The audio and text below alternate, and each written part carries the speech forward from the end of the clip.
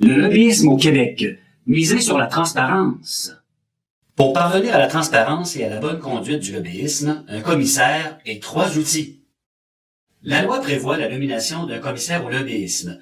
Il est chargé de la surveillance et du contrôle des activités de lobbyisme exercées auprès des titulaires de charges publiques, les TCP. Cette personne est nommée par l'Assemblée nationale avec l'approbation d'au moins les 2/3 de ses membres. Ce mode de nomination vise à assurer l'indépendance de la personne désignée face au gouvernement. Le commissaire est appuyé dans son mandat par une équipe d'une 30aine de personnes vouées à appliquer et à faire connaître la loi sur la transparence et l'éthique en matière de lobbyisme. Pour encadrer la pratique des lobbyistes, le législateur a prévu la mise en place d'un code de déontologie. Le code guide les personnes qui font des activités de lobbyisme auprès des administrateurs publics. Il prévoit des devoirs et des obligations qui doivent être respectés sous peine de sanctions. Il est un outil important pour assurer la bonne conduite du lobbyisme. Pour encadrer la pratique des lobbyistes, le législateur a prévu la mise en place d'un code de déontologie. Le code guide les personnes qui font des activités de lobbyisme auprès des administrateurs publics. Il prévoit des devoirs et des obligations qui doivent être respectés sous peine de sanctions. Il est un outil important pour assurer la bonne conduite du lobbyisme. Le registre des lobbyistes est l'outil privilégié par la loi pour atteindre l'objectif de transparence des activités de lobbyisme. Tout lobbyiste visé par cette loi doit être inscrit au registre. La mission du commissaire au lobbyisme est de promouvoir la transparence et la saine pratique des activités de lobbyisme et de faire respecter la loi et le code. Le commissaire donne des avis sur l'interprétation, l'application et l'exécution de la loi, des règlements ou du code. Il peut autoriser de rendre temporairement confidentielles certaines informations devant être publiées. Le commissaire peut aussi faire des inspections et des enquêtes et prendre des mesures disciplinaires. Quels sont les principes et objectifs de la loi? Les principes fondamentaux. Une légitimité. En démocratie, la pratique du lobbyisme repose sur le droit de tout individu de s'adresser à une personne élue pour faire valoir son point de vue. La démarche du Québec se situe en ligne droite d'un mouvement international. On reconnaît que les lobbyistes apportent un éclairage dans une société où les décisions à prendre tirent leur origine d'enjeux de plus en plus complexes. Le point de vue qu'apporte le lobbyiste constitue une contribution à un débat d'intérêt public. Le droit de savoir qui cherche à influencer qui. Dans une société libre et démocratique, certaines libertés fondamentales, telles la liberté d'expression, le droit d'association et les divers droits politiques, servent de fondement à une interaction entre les pouvoirs publics et le reste de la population. L'enregistrement des lobbyistes et la législation permettent ainsi aux citoyens d'être informés et de participer au débat en temps opportun. Le lobbyisme, pour être légitime et légal, le lobbyisme doit être fait dans la transparence et les lobbyistes doivent respecter un code de déontologie.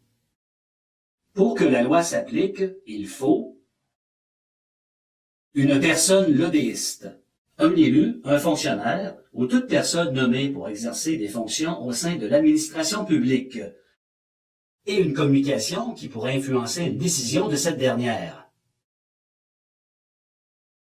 Au Québec, il existe 3 catégories de lobbyistes.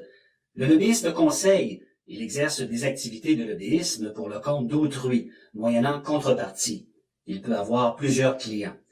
Le lobbyiste d'entreprise, pour une partie importante de ses tâches, il exerce des activités de lobbyisme pour le compte de son entreprise. Et enfin, le lobbyiste d'organisation, pour une partie importante de ses tâches, il exerce des activités de lobbyisme pour le compte d'une organisation à but non lucratif. Cette organisation doit être constituée à des fins patronales, syndicales ou professionnelles, ou encore être constituée de membres qui sont majoritairement des entreprises à but lucratif. Les TCP concernés se retrouvent au niveau parlementaire, au niveau gouvernemental et au niveau municipal. Des exemples d'institutions parlementaires et gouvernementales: Hydro-Québec, Régie de l'assurance maladie, Investissement Québec, Société des alcools, etc. Selon la loi, qu'est-ce qu'une activité de lobbyisme? Toutes les communications orales ou écrites avec un titulaire d'une charge publique en vue d'influencer une prise de décision concernant un des éléments suivants: propositions législatives ou réglementaires, résolutions, orientations, programmes ou plans d'action, permis, licences, certificats ou autre autorisation, contrat, subvention ou autre avantage pécuniaire, nomination d'administrateur public. Et enfin, le fait de convenir pour un tiers qu'une entrevue avec un titulaire d'une charge publique est aussi une activité de lobbyisme. Toute communication n'est pas nécessairement du lobbyisme. Par exemple, la présentation d'un produit ou d'un service, la réponse à une demande écrite, une demande d'information, une soumission à un appel d'offres public, etc. Selon la loi, il est interdit d'exercer des activités de lobbyisme auprès d'élus ou de fonctionnaires sans être inscrit au registre des lobbyistes pour ces activités. D'autres règles sur les actes interdits concernent la contrepartie conditionnelle ou celle provenant d'une subvention et l'attribution d'un contrat ou d'une subvention. Le Code de déontologie est complémentaire à la loi. La première des valeurs préconisées dans le Code est le respect des institutions. Ainsi, un article prévoit que le lobbyiste doit exercer ses activités dans le respect des institutions et des élus et des fonctionnaires qui y travaillent. On ne parle pas ici de simples relations interpersonnelles entre deux interlocuteurs, mais plutôt de relations entre un représentant d'intérêt particulier et un fiduciaire de l'intérêt public.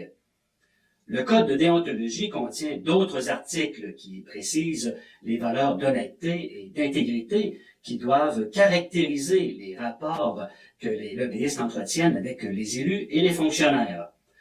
Si on dit que le lobbyisme est non seulement l'exercice d'un droit d'accès aux institutions, mais aussi une contribution utile, sinon nécessaire, à la prise de décision éclairée, ça implique une responsabilité particulière quant à la qualité de l'information ainsi communiquée aux élus et aux fonctionnaires. Le Code prévoit que les lobbyistes doivent s'assurer que cette information est, à leur connaissance, exacte, complète et tenue à jour. Conformément à l'objectif de transparence de la loi, le Code de déontologie précise que le lobbyiste qui prend contact avec un élu et un fonctionnaire doit donner son identité, nommer son client et préciser le mandat dont il est chargé. Cette règle vise à éviter des situations où, par exemple, sous le couvert d'un lien d'amitié, une personne agirait comme lobbyiste sans révéler son mandat. Certaines autres dispositions du Code sont liées à des préoccupations de professionnalisme. Par exemple, des dispositions qui visent à prévenir des situations potentielles de conflit d'intérêts. Diverses sanctions, disciplinaires ou pénales, peuvent être prises en cas de non-respect de la loi, de ses règlements ou du Code de déontologie des lobbyistes, variant, selon la nature de l'infraction, de 500 à 25 000 $.